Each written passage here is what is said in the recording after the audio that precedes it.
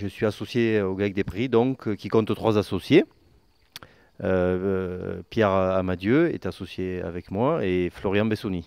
La taille d'exploitation, c'est 234 hectares, 25 hectares de culture, donc 15 en céréales sèches, orge et triticale, en métail, et 8 à 10 hectares en maïs.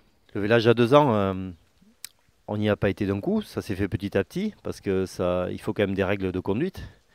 Il faut un peu de rigueur dans l'alimentation. Il faut des animaux préparés par des croissances régulières dès le plus jeune âge.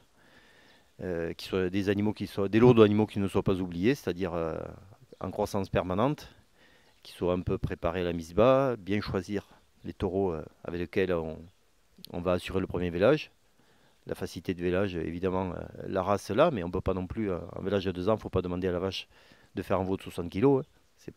C'est compromettre son avenir.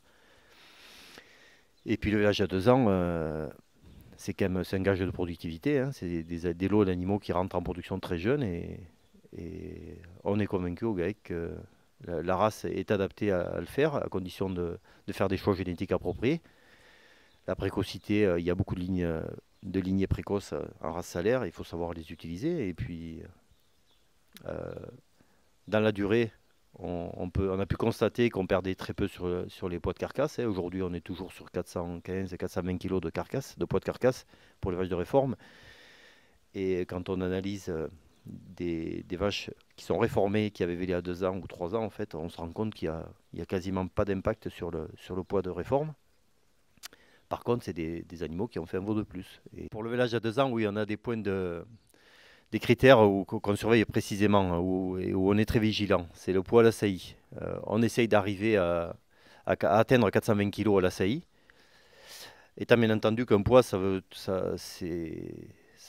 important, mais en fait, ça dépend de quoi il est fait. Et on fait très attention que ce soit du poids de squelette.